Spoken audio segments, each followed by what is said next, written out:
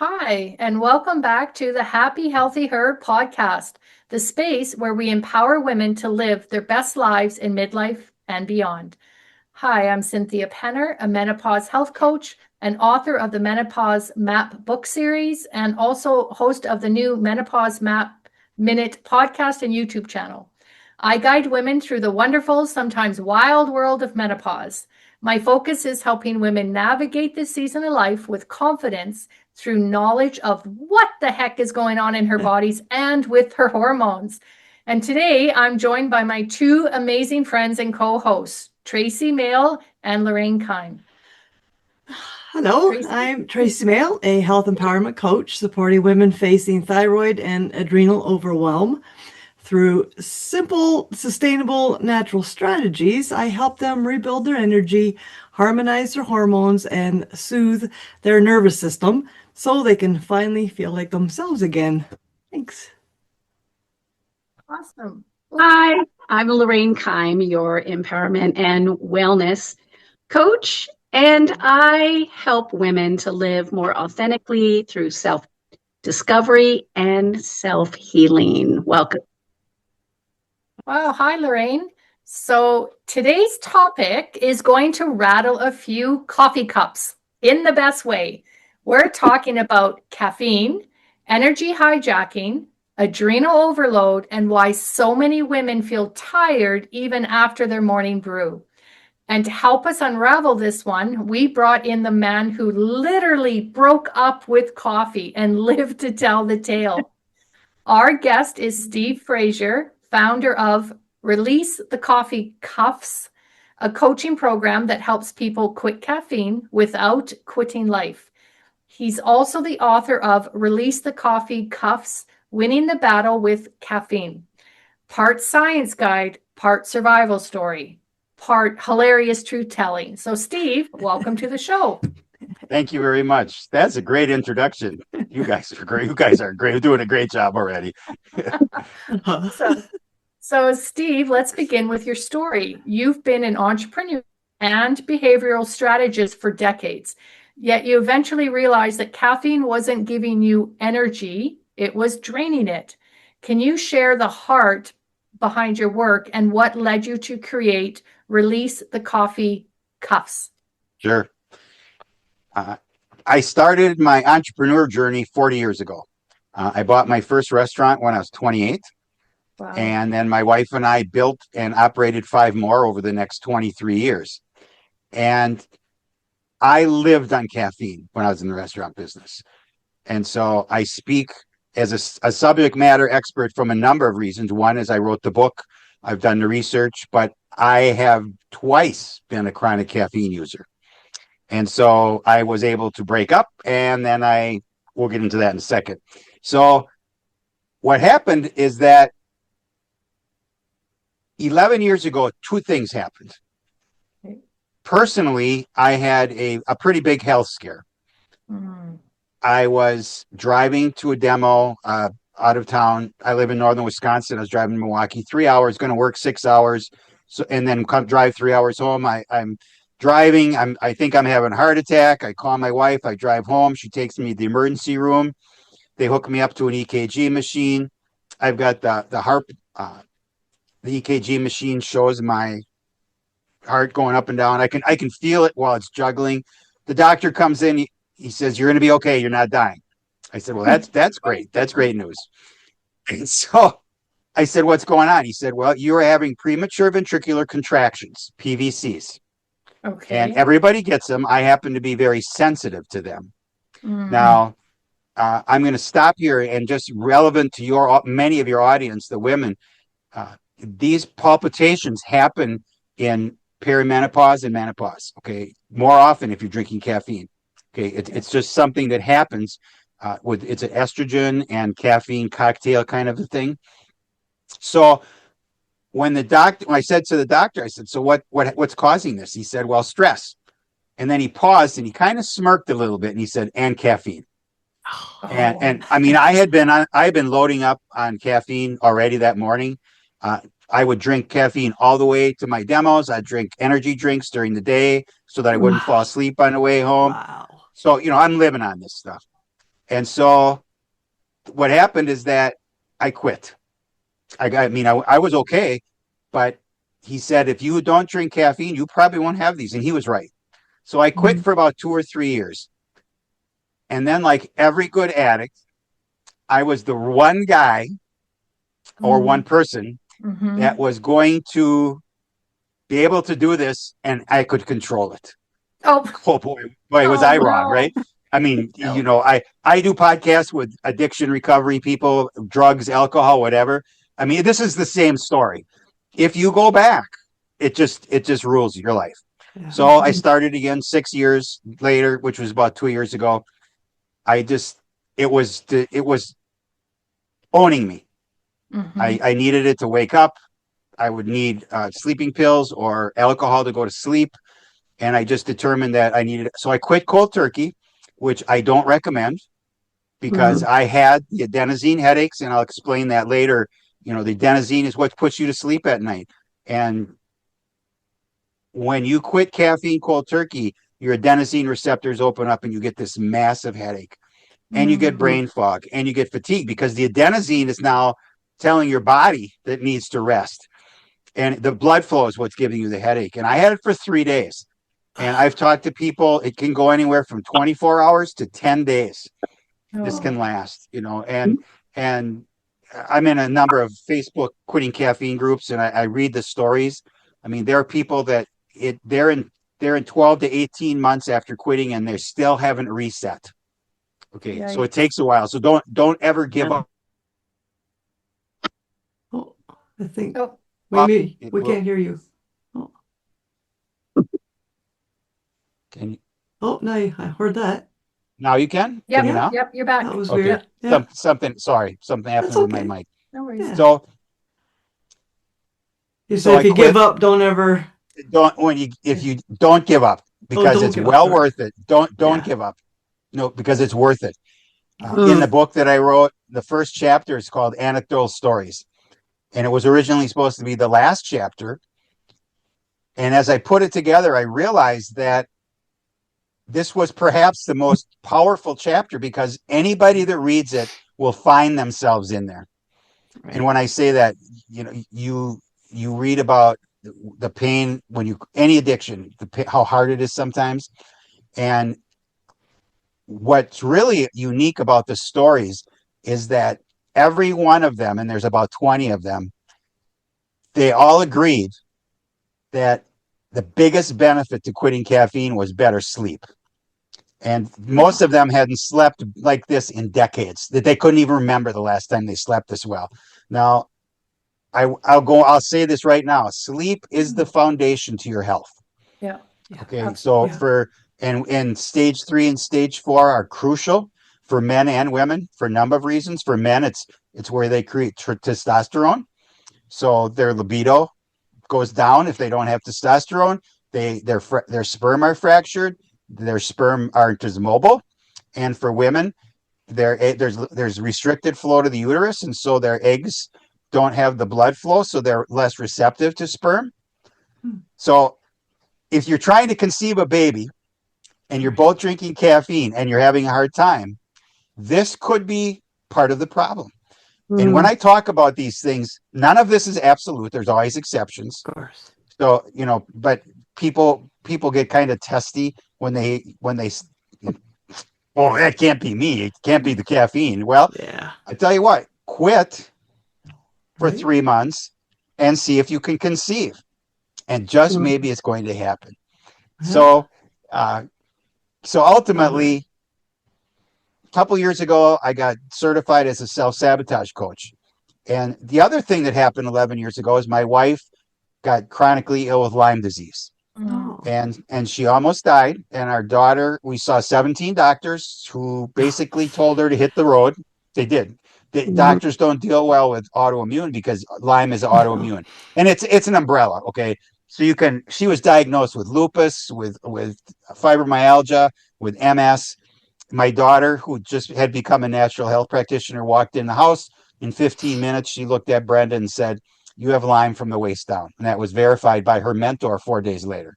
Wow. So now she's still recovering from that. And that's 11 years because 2 years undiagnosed she was.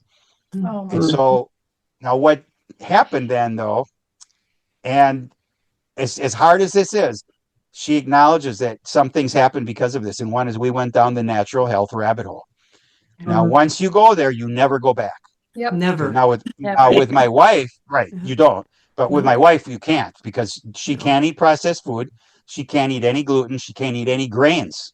Okay. Yeah. Now you just think about that. No corn, no rice, no wheat. Now, if you start to look at ingredients, everything has wheat, everything. So we eat mostly organic or at least non-GMO. And then when I got into self-sabotage work, there's multiple pillars in self-sabotage, and one is physical. And a lot of the key players there are alcohol, nicotine, caffeine, prescription drugs, just regular drugs, street drugs, overeating, not lack of sleep. And I looked at caffeine because I had some experience here. I mean, I didn't have, I quit smoking 40 years ago. Okay.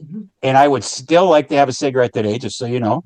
But I haven't had one in 40 years. Because back here, my little subconscious, oh man, you get that buzz, you get that dopamine hit. Yeah. So anyway, I started to look into it, and 85% of the adults in the United States drink caffeine every day. Wow. That's 200 to 300 million people. And I'm thinking, I know that I can help somebody here. I can give some information.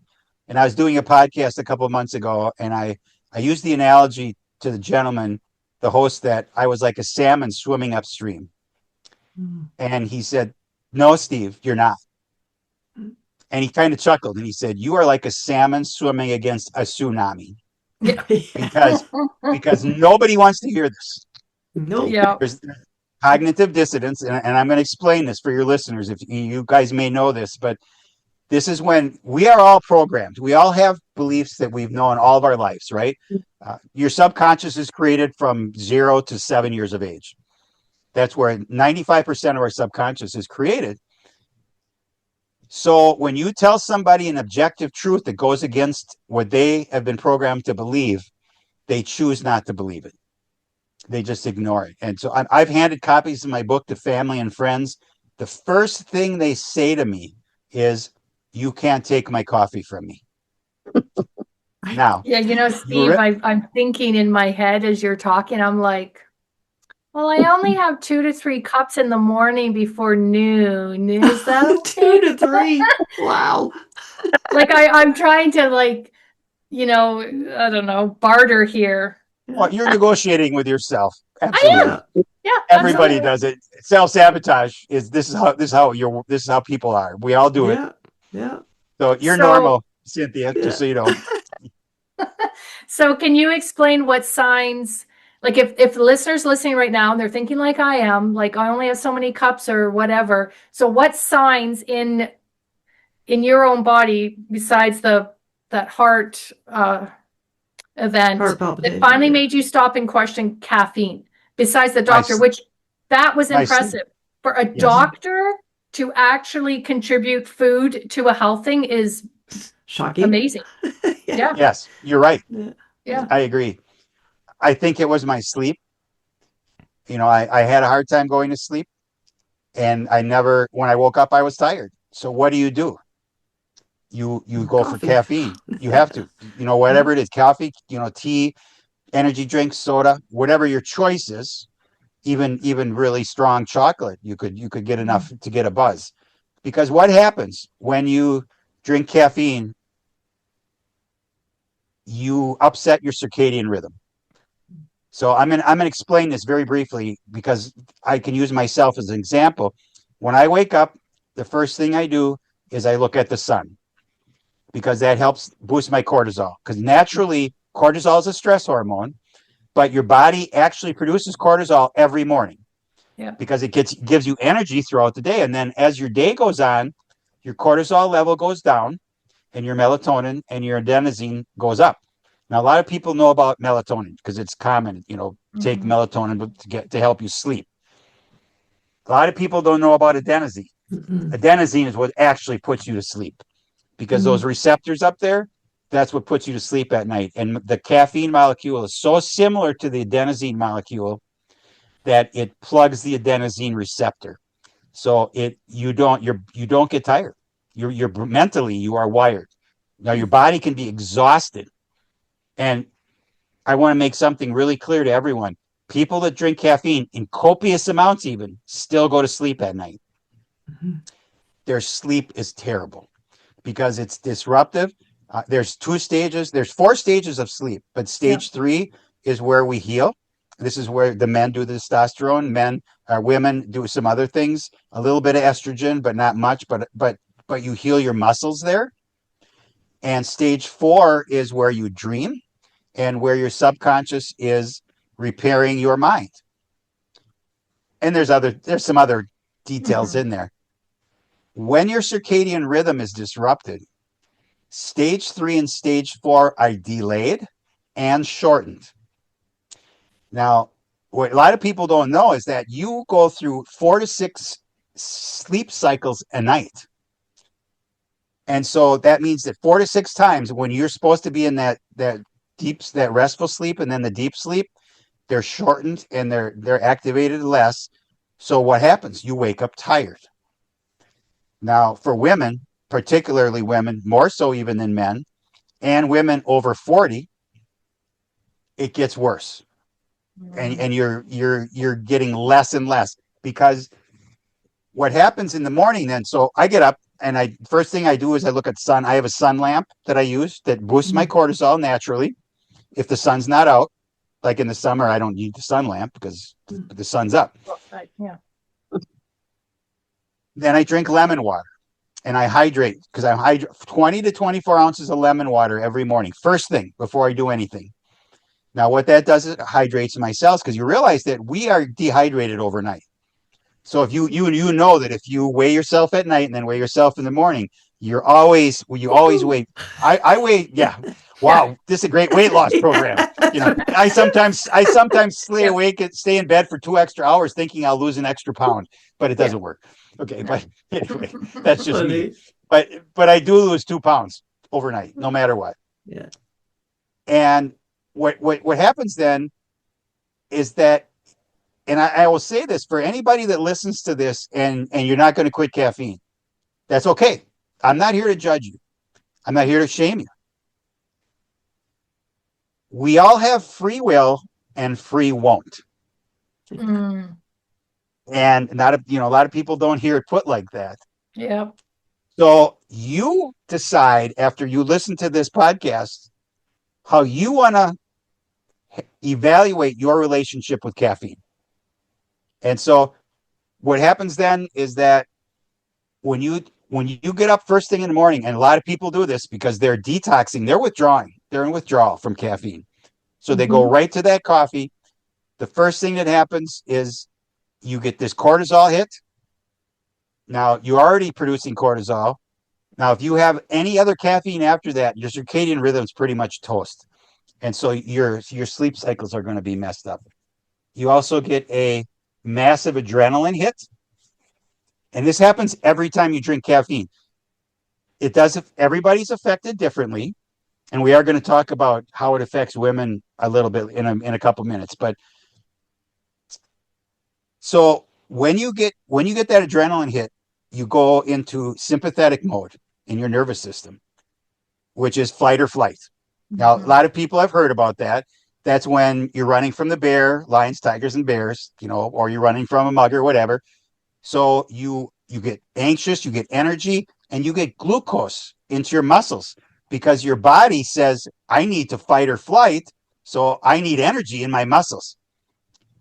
If you're sitting at your kitchen table or if you're sitting at your desk at work, you're not fighting or flighting. You are sitting there. So guess what happens to your blood sugar? It goes up. Yes, dramatically. Yeah. So guess what happens to Steve's pancreas if I'm the guy that's doing it? My pancreas says, whoa, man, Steve needs some insulin, right? So we shoot some insulin in. And then now we have this vicious cycle. And it's a nonstop thing. Every time you drink caffeine, these things happen. Now, everybody's different. So we process caffeine differently. And so you may not get the same reaction exactly like I just described, but chemically and biologically, these things are going to happen. And then another thing that happens is you get a dopamine hit. Now, this is wonderful. Dopamine is a wonderful hormone because it makes you feel good. But at some point, your body says, he's telling me this all the time, so I'm going to give him a little less dopamine. And just like that, you're going to get a little less cortisol, you're going to get a little less adrenaline, and you will get adrenal fatigue. And I'm sure you guys are aware of this. Yeah. You coach it, adrenal fatigue. In the medical industry, they kind of ignore this. I find it hard to believe that they ignore this, but I'm not a doctor. I'm not the guy writing the papers, right? But I've read enough about this that I realize that I believe it's real. Okay. And in my book, when I talk about these things, I just want to tell you 14 middle chapters of my book have over 300 references and sites. So when I talk to you about these things, I'm just not making it up. Okay. This isn't, I throw my opinion in here once in a while, but generally speaking, this is from information that I've gotten from my research. So you have all these things going on in your body. For women in particular, if you do this regularly, you can get a cortisol belly. And there's nothing you can do about it because when you have excess cortisol, particularly for a woman, it will then accumulate around your belly. And no matter how good you eat and no matter how much you exercise, the cortisol is there and you can't get rid of it until you can lower your cortisol levels. Mm-hmm. And I actually know a woman, our pastor's wife, 20 years ago had this. Nobody knew what was going on. I believe that's what it was. I don't know the circumstances, but nobody ever could figure it out. And then ultimately she lost it. So maybe she quit caffeine. I don't know. Mm. For men, you have high blood pressure because when you go into sympathetic mode, that fight or flight, your blood pressure goes up, right? Because your heart's beating because you're fighting and flighting, right? Mm-hmm. And it's same with women, okay? But with men, it's more so. With men, cortisol and testosterone do not get along. If you have a lot of cortisol in your body as a man, you don't produce testosterone and you don't have a lot of testosterone. So here's an example. A lot of guys and women, but guys in particular, they do a pre-workout drink when they lift in the morning. And while they lift, their testosterone actually goes up, even with the caffeine and the cortisol. But as soon as they're done lifting, their cortisol goes to almost nothing. Because now your testosterone, sorry. Yes. Yeah, I'm sorry, I misspoke myself. No. Testosterone goes down because there's so much cortisol in there. Because you realize pre-workout drinks have anywhere from 200 to 400 milligrams of caffeine. And when you look at your workout drinks, it's not just the caffeine that's on the label, but it's also the natural ingredients they put in the workout drink. They're naturally caffeinated, and they don't tell you that there's caffeine in there. Oh. Tricky labeling. Okay. Yeah. That's our society. And it's a $1 trillion business. We want people to drink caffeine, right? Because there are a lot of people making a lot of money. Yeah. And so the guy now, his libido goes down. He doesn't necessarily want to have babies as often as a normal guy because his libido goes down. And then when he does try to make babies, maybe his sperm's not good enough. So there's all these things. Now for women, you've got the cortisol belly, and then you've got the hormones. Okay. And I've got this little thing here. If you can see this. Oh, yeah. Okay. This is your kidney. And it's got a little cap on it, right? It's got a hat. That's your adrenal gland. And you've got two of them. And it runs a lot of things in your body. And it can, if you mess with your adrenal gland and you start messing with your hormones. And I was in a retreat in September with 17 women in a Airbnb for 5 days. And I sat down with 3 girls at breakfast, and one of them I had never met before. And we were just talking. I had taken my book. I gave everybody a copy of the book, and we're talking about stuff. And I looked at them, and just because I say outlandish things once in a while, I said, I may know more about your menstrual cycle than you do. Okay, well, the one girl looked at me like, oh man, maybe I should just get up and walk away, right? Because this guy's going to start talking about menstruation and things. And so we chat a little bit about it because it's so different for women with caffeine and different type in their cycle. When you're in your luteal phase, which is 14 to 28 days, right before you have your period, you process caffeine 70% slower than normal. So the half-life of caffeine goes from 5 to 8 hours to probably 8 to 12 hours.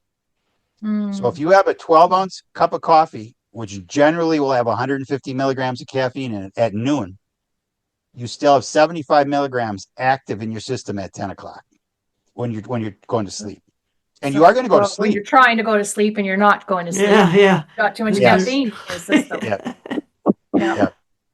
Okay, so Steve, now that we know the story, let's talk about the transformation. So your approach isn't just quit caffeine. It's a full mind-body reset. So you've dug into neuroscience, hormones, adrenal fatigue, dopamine, habit formation, all the things women in midlife struggle with. So what makes your method so effective compared to the white knuckle your way through withdrawal approach? Because if our listeners decide they're going to drop the caffeine, you better believe they're going to white knuckle it. So, so there's 2 ways that in the book, I have a whole chapter on quitting caffeine. And then I have the coaching program, that is for people that want to quit caffeine. Now, I'm not promoting that. I'm going to tell you what we do in that, because that's the process. The first thing, and what I'm going to do is I'm going to send you some attachments that you can provide to your listeners, some information. And one of them is called Tools and Trackers. Your first thing you want to do is establish and determine how much caffeine you're drinking, because nobody is honest with themselves until you have to write it down. Yeah. My daughter, who's a natural health practitioner, drinks caffeine. And she was in New York City a month ago, went to a supplement seminar. They always do muscle testing. She does energy work. The guy that tested her said, your second highest sensitivity is caffeine. This is on a Sunday. Monday morning, she calls me. She said, Dad, I'm gonna go down to 75 milligrams. I said, hold on. We've got to determine what you're drinking. So we do this just over the phone. Well, the first analysis was 240 milligrams a day. We then determined that she was doing 300 to 400 milligrams a day, which is chronic. It's chronic, right? And it's science-based, because she testified to me one day she's still trying to withdraw. She wants to quit. And it's a challenge physically for her, because one day she forgot to drink coffee, 11:30 in the morning. Her head hurt so bad, she forgot to drink the cup in the morning. And then last week, she forgot to drink caffeine all day. At 10 o'clock at night, her head hurt so bad she couldn't go to sleep. She got up, made herself a cup of coffee, and went to sleep. Now that seems antithetical to everything I've said. But her head, because the only thing that'll stop an adenosine headache is caffeine. There's no painkiller that will stop this. So we then reestablished what she should do. And this is a taper method. And you can gear this towards how you want to quit. The big thing here is to actually decide that you're going to quit. And you don't try to quit. And again, I've done a number of podcasts with addiction people, alcohol and drugs and cigarettes. If you're going to try to quit anything, you're going to fail. Yeah. You either quit or you don't. Back when I was in the restaurant business, all my employees smoked and drank. It's a habit, we had a bar and a restaurant. and they would warn me, I'm going to try to quit smoking tomorrow. So I'm going to be crabby. So beware. And I would just chuckle and say, don't waste your time. You're going to fail, because if you're not going to quit, you're going to fail. And then you're just going to be miserable. You're going to make me miserable. You're going to make everybody else miserable. So you have to have a plan. And the first part of your plan is determining what you're drinking. And then how are you going to do this? Now, in those tools and trackers, there's a lot of information in there, and you can also get these on my website, releaseofcoffeecups.com. They're also available there. And then you decide. So if you're going to quit, it doesn't matter to me if you're going to quit cold turkey 7 days or 3 months. The key is you're going to quit, because you talked about what's involved here. This is a complete lifestyle change. Yes. And you should be aware of that. You should. And so I'm being honest with you. This isn't just life's going to go on the same after I quit caffeine. It's not. The biggest thing is social pressure. And I'm going back to my self-sabotage talk here. You are no longer part of the herd, because the herd is that 85% of people that drink caffeine every day, right? This is the social norm. It's a legal drug.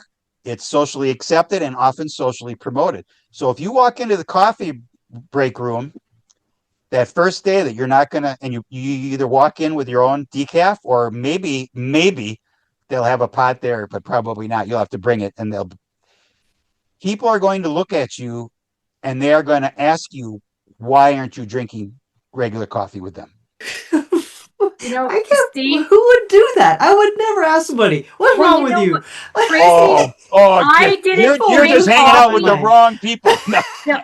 You know what? I started drinking coffee when I was 51 years old. I didn't drink coffee for the first 51 years of my life. Every time I met friends for lunch or for breakfast or whatever, they're all drinking coffee, and they're looking at me like I had two heads or something. Right? Yeah, Tracey, people ask me all the time, why don't you drink coffee? What's wrong with you? And I'm like, I don't like the taste. I want water. I want a tea. I want... Yeah. Oh, I forgot to mention that caffeine is a diuretic as well. And so and for women in particular, for calcium and magnesium, if you aren't supplementing those minerals, the osteoporosis, the bone loss, it's going to be nasty. It makes your life nastier, because you're already at risk for these things in menopause and post-menopause. So, and I'm not giving medical advice, but go to a natural doctor and say, I need this, and they'll help you dose. And magnesium glycinate is something that a lot of people, and this is with caffeine or without, it will help you sleep at night. You're replacing a mineral in your body that you are deficient in, right? Right. Because you're peeing it all out every time you go. It's not just water. Okay. It's all these, there's some good things coming out as well. Yeah. So, and in this tools and trackers, we have journals in there about emotions. Okay. Not that, and realize that as women, you guys, and I'm not going to assume what you talk about. I know I spent 5 days with 17 women. There's a lot of emotional stuff going on, right? Even though we didn't have any drama. Men have the same emotions, they just don't ever talk about it. Okay, I'm just being honest. Men don't. I had a therapist for 18 years, and when I left her 10 years ago, I said I'm really, the worst thing I feel about is I came to you that I needed you, and the only time in 18 years she ever said this to me, she said, Steve, you're wrong. She had never said this, because all they do is guide you, and she did a fantastic job. She said, that was the strongest thing you ever did, because you knew that you needed help. And I did. And she helped me through some really serious stuff, depression, some other things. The point is that women tend to be able to sometimes express their emotions. You'll cry. A good cry is not a bad thing, right? No. I mean, how many guys do you see crying? I haven't cried in 15 years. When my dad died, but the point is that women have more emotions, And now you throw caffeine onto that hormonal thing, which you're already genetically more prone to be nervous and anxious. And by throwing in that adrenaline and the dopamine, because realize when you come off the dopamine, you're getting a good buzz. But when you come off of that, you now have a lot of anxiety. You have a lot of nervousness. And I will warn you, and as you go through different parts of your cycle, and then when you go through perimenopause, menopause, and you're done, these things are directly related. Caffeine and estrogen, again, don't get along either. Kind of like cortisol and testosterone. And so you think about these things, and women will say, oh, why do I feel like this at this time of the month and somebody else doesn't? Because you're drinking 5 cups of coffee a day, man. Jesus, okay? Yeah. I'm just, and I'm not judging you, but this is the reason. Yeah. And I think myself, I can only have one coffee. One coffee in the morning. If I have 2, I'm sweating, I'm shaking. It's like, nope. So I'll have a decaf. I could do a decaf, and that's it for me. Sure. I do not have coffee. If I have a coffee by noon, I'm not sleeping that night. I know I'm extremely sensitive to it, and so I'm now after this, I'm going to go back to decaf only.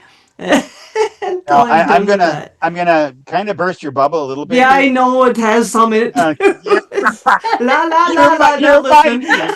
You're a mind reader. Not plug your ears. Right? Unplug your headphones, whatever. Yep. Because I can't hear you. It's not true. Normal decaf still has 10 to 15% caffeine. Yeah.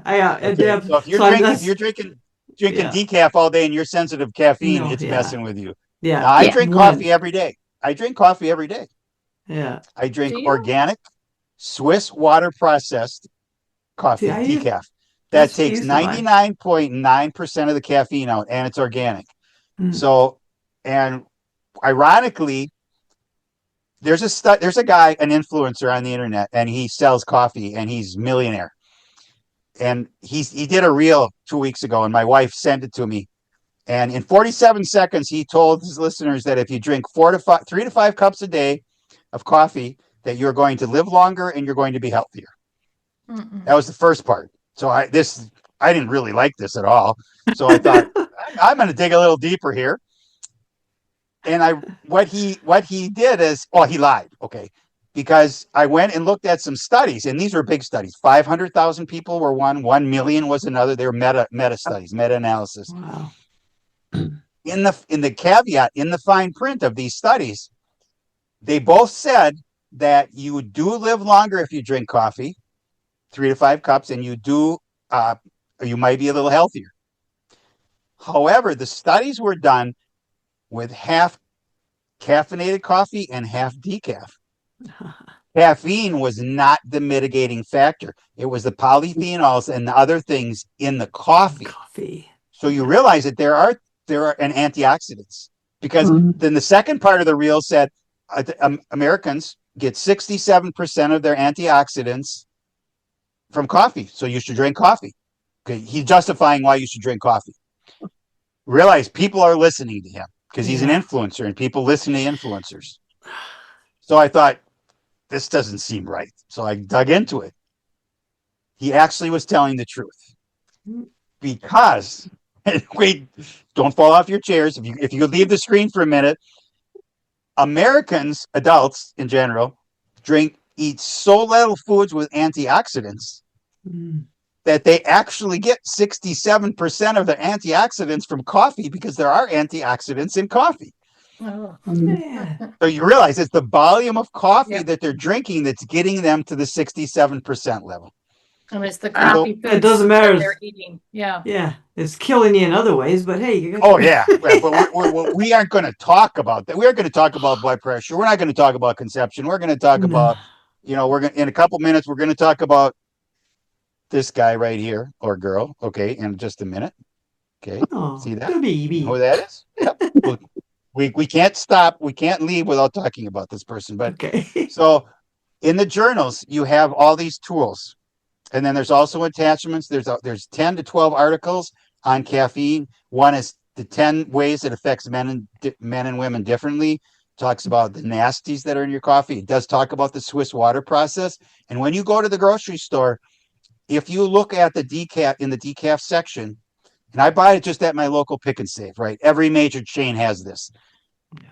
They have organic Swiss water processed decaf.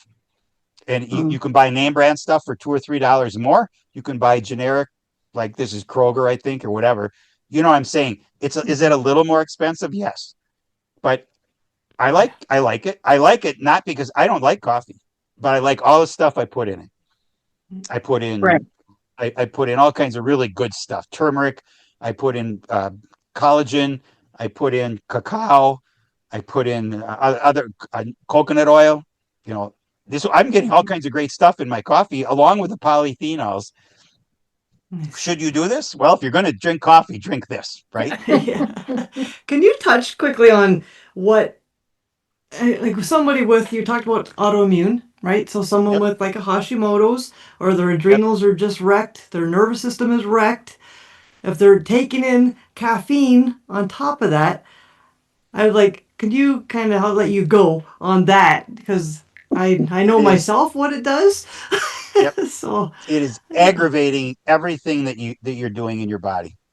It just exponentially adds gasoline on the fire of the disease you have. And we talked about cognitive dissonance, right? Yeah. You remember? Mm-hmm. You realize that doctors and nurses also have cognitive dissonance. And at least 85% of them are drinking caffeine every day. So a patient comes in and they see a symptom and they will never address it.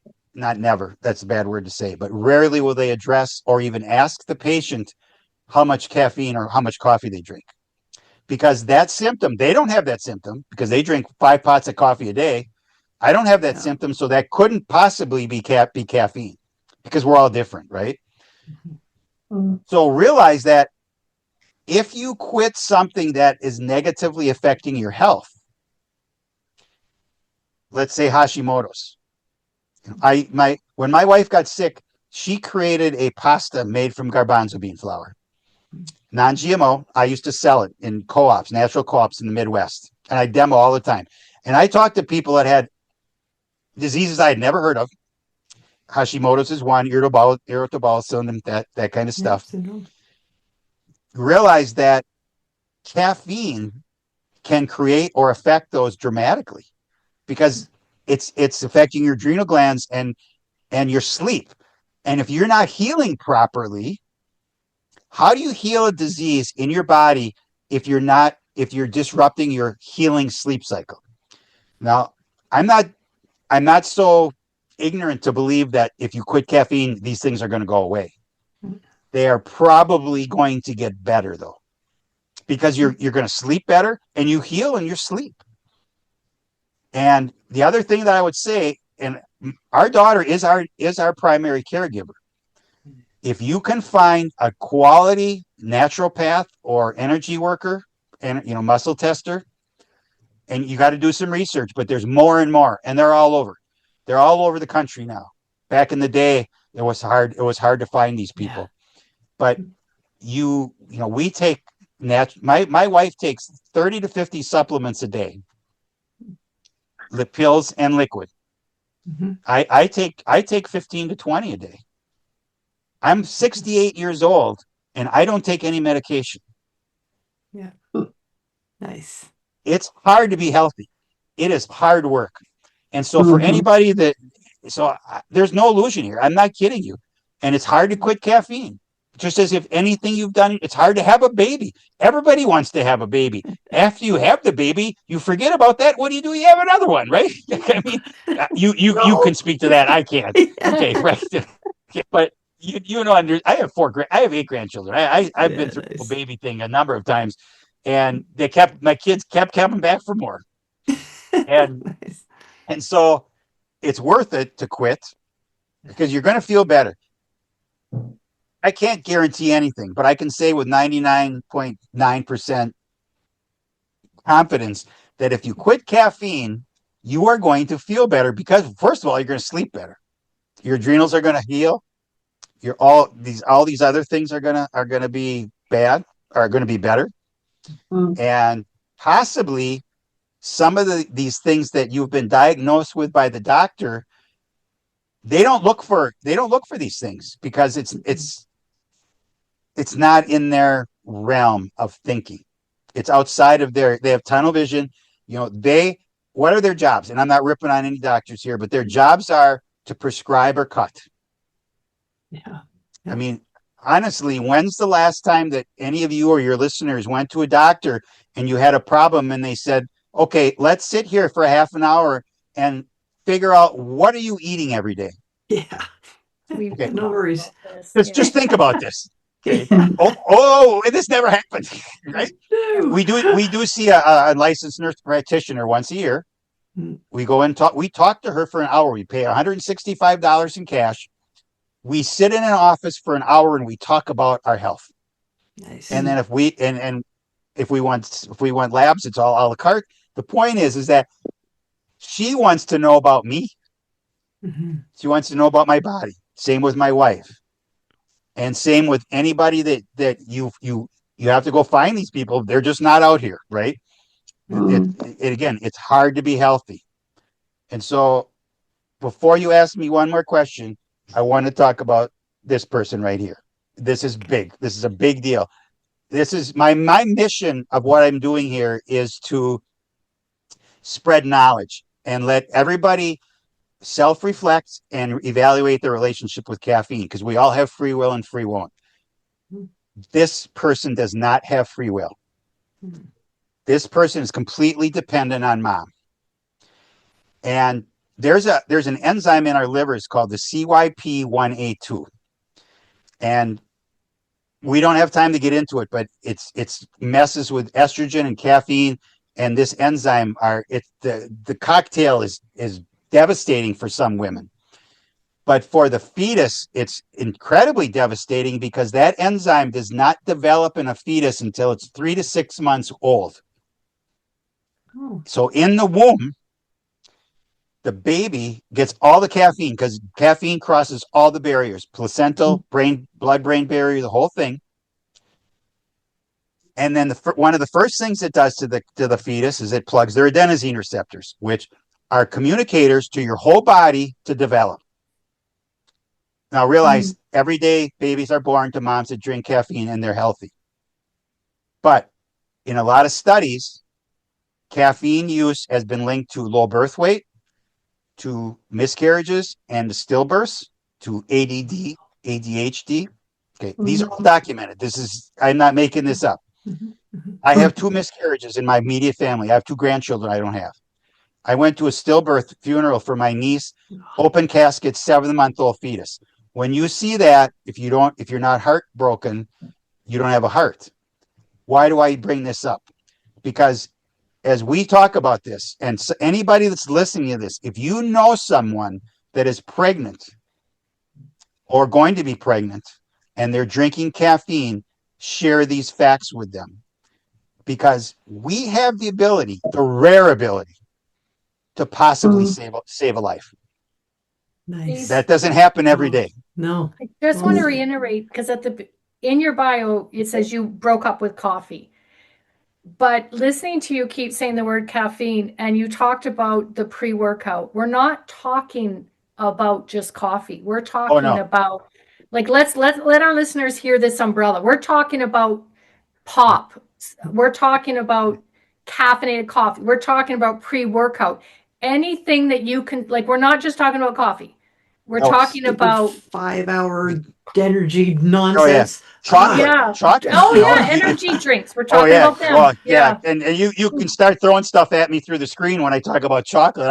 One lady just kind of looked at me like, No. I'm never going to quit. I said, that's okay. Now there's not a lot in there, but caffeinated chocolate. I don't know because the cacao. Yeah, cacao. Yeah. They're naturally caffeinated. Now there's not a lot, so I'm not going to tell you. If you eat a Hershey's bar, you're not going to do long-term I don't damage. need a lot of coffee or chocolate. That didn't make me. My daughter, who's a natural health practitioner, she she said to me, and this is before I wrote the book, we were talking about caffeine, and she said, well, I really think that if you drink tea, it's really doesn't hurt you and would compare to what coffee does. Caffeine is a molecule. Okay. Yeah. If it says caffeine, Right. the molecule's in there. Okay. So it would be the analogy of you can put any kind of a dress on a pig. That's right. It's still a pig. Still a pig. It couldn't be a blue dress. It can be a pink dress. It can be a wedding dress. It's still a pig. So no matter how you're taking your caffeine, it's still caffeine. So and I bet you there's a bunch of listeners that don't know, like you said, the tracker tool, right? When you start tracking, when you're talking about chocolate, tea, energy drinks, like for them to actually know what they're having every day, like they could stop drinking coffee at noon, but then have a pop with lunch or have a chocolate after dinner. Yep. Right. Yeah. In those attachments I'm going to send you, there's a whole sheet of 1,000 beverages in Canada, United States, and it tells you how much in caffeine is in them. So it's got Starbucks. Every drink that Starbucks has in every size, it tells you how much caffeine. So 8 months ago, while I'm writing my book, I'm drinking Diet Dr. Pepper, 2 to 3 a day, and a Diet Sundrop on top of it. I'm looking at the can one day, and it says caffeine, and I'm drinking this because I don't think there's any caffeine in there, and I'm writing a book about caffeine. Okay, and again, I'm not anti-caffeine, but I don't want to be drinking caffeine. You realize I don't want to be doing this. So, and then I go out and look at the Sundrop, and I don't know if you're familiar with Sundrop. It's a citrus soda. Yeah. It's fairly popular. It has the most caffeine of any 12-ounce soda in the United States. It's got 64 milligrams, and the Dr. Pepper has 46, and so my granddoggy just came up to visit. He opened the door himself. Okay. So anyway, baby. So Cute. His name's Rhythm. Yeah. Oh, great time to come and give me some love. Beautiful. Yeah, a Cavalier King Charles. Yep, and he's a keeper. So anyway, so I look at this chart, and they have this chart. So you can look at this chart and you can decide you may be drinking something that has caffeine in it, and you don't know it. Yeah. And I'm not trying to make excuses for you, but here I am. I'm not. I consider myself a subject matter expert. At the time, I was a subject matter ignorant person, right? Mm-hmm. Because I just didn't know, because you don't know what you don't know. Oh. And so, look at that. Look at these attachments. You can put them. I believe you probably have show notes, right? Oh, absolutely. And so there's a lot of stuff. There's a lot of information, and this is all free. And if you want to contact me and you have questions, you go to my website, you go to the contact page, you email me, I'll answer. You don't need to pay me to get answers to your questions. Yeah. All right. I mean, I have multiple revenue, money revenues, streams. If I can help people quit caffeine, I've accomplished some things, some big things. Nice.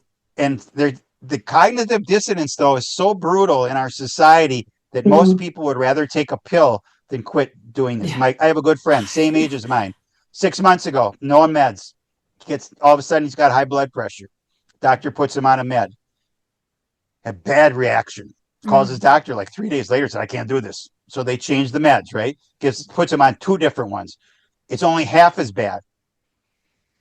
And so he's now dealing with 2 medications that are making his life miserable. I saw him 3 days ago. He has gained 50 pounds in the last 6 months. No. Wow. And I said to him, you do realize that if we work, I can work with you because I'm good enough at this. My wife works with my daughter occasionally. I mean, this is our life, right? So this is our lifestyle. I said, if you want to work with me, I can get your blood pressure down and you don't have to be on these meds.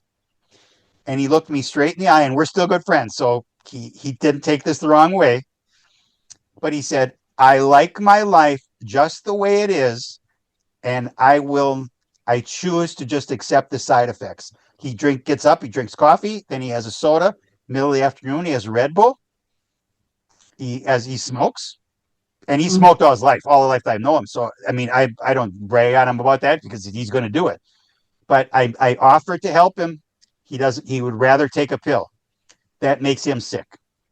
And now I look at him and I'm thinking, you are now on the road to an early death. 50 pounds in 6 months is a lot of weight.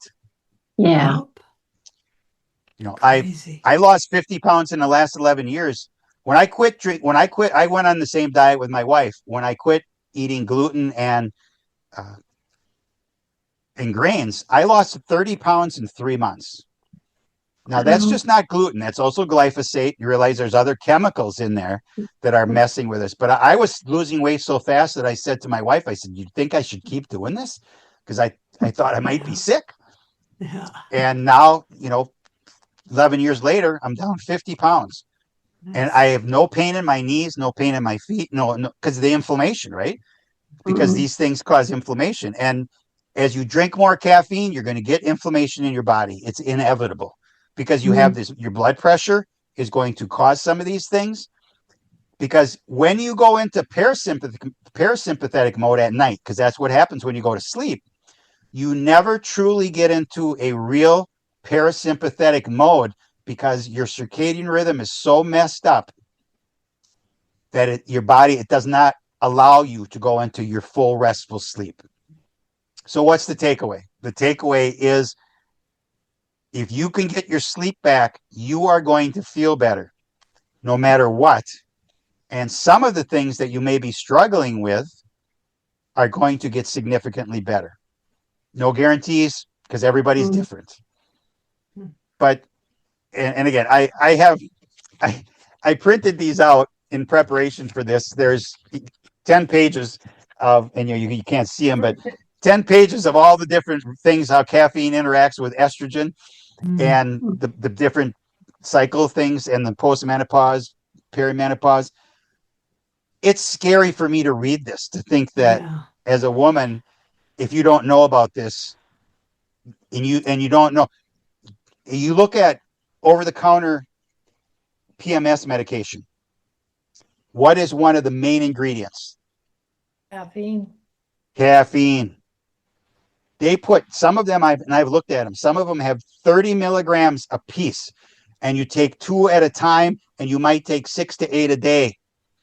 So what you think, just think about it. Now, you just put this in relative to your life. You just had 240 milligrams of caffeine if you took 8 of these.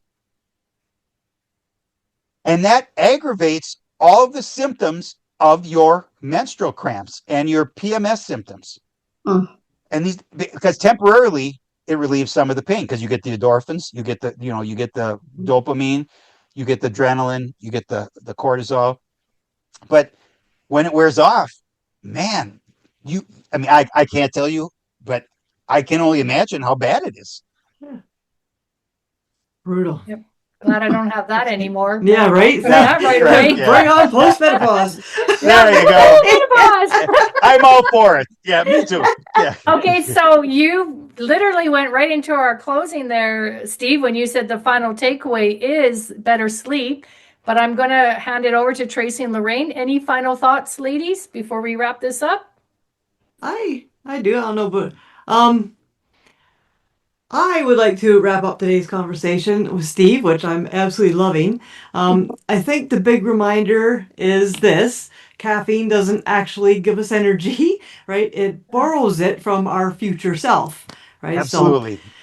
And for women navigating thyroid and adrenal challenges, that loan comes with interest. So what feels like a quick boost can quietly drain the adrenals, stir up stress hormones, and keep the nervous system running hotter than it should. This isn't about blaming coffee. It's about understanding how sensitive bodies respond when they're already working overtime. And when we reduce caffeine, even just a little, we're no longer pulling energy from tomorrow to survive today. So we give our hormones space to breathe, our adrenals a moment of relief, and our nervous system the chance to settle. And that might just be the turning point your body has been waiting for, so you can finally start feeling like yourself again. So thank you so much, Steve, for helping us understand the why behind this, because real change happens when you finally see the full picture instead of simply being told just to stop. Right? Yep. So thank you Right. very much. My pleasure. Lorraine? Yes, and I wanted to thank you too. My apologies. I'm having some technical issues, so I've been on my phone this whole time. And I did want to talk a little bit. You mentioned cognitive dissonance a few times, and I want to couple that with people who may want to make some changes but don't want to quit.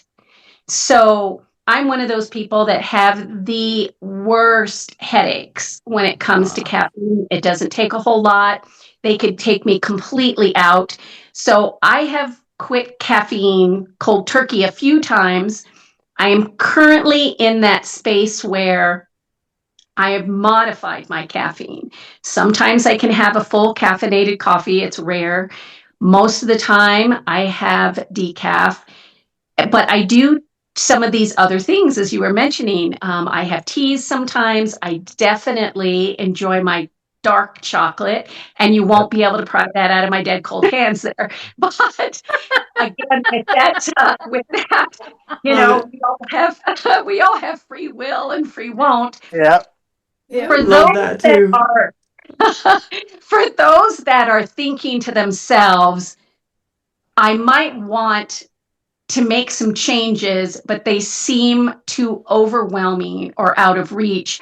We want to reiterate that you are the one that is control with how you modify what you do. So even if you cut down or cut out a little bit, it's got to be better than what you've been doing. And that's really all we're talking about.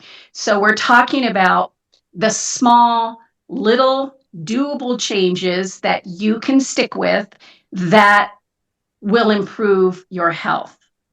And all of the information that Steve has given you, plus other information that we've all talked about, that's what we want to say. Small steps, you're empowered to do it. You have the free choice to do it. And a little bit can go a long way when it comes to your health. So thank you very much, Steve. We really appreciate it. Well, all I can say is that I would like to hire all you guys to do my closings for me, because I don't think I can do it any better. Wow. You know, This is so but kind. you know, I have talked to you about a couple times about the fact that, you know, if you know somebody that has high blood pressure, if you know somebody that's pregnant, and so I have a Brendaism. One of hers is the free will and free won't. I got that from my wife. She has another one that says you can take a horse to water, but you can't make it drink. Yeah. However, you can make it thirsty. And that is my role, is to make people thirsty for knowledge so that they can determine. A lot of people don't know that coffee is causing some of their health issues.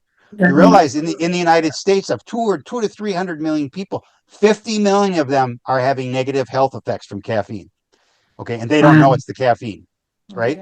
So I will leave you on this note. First, you can reach me at releasethecoffeecuffs.com. I talked about that before. I don't need to go any farther. But I'll leave you with this thought. Perhaps that someone that I talked about is you.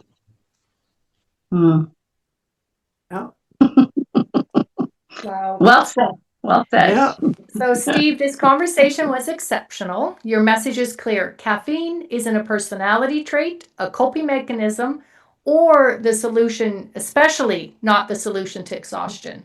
It's a stimulant that often masks deeper hormonal imbalances, stress overload, and depleted energy reserves from lack of sleep. So, thank you for helping us rethink what awake really means.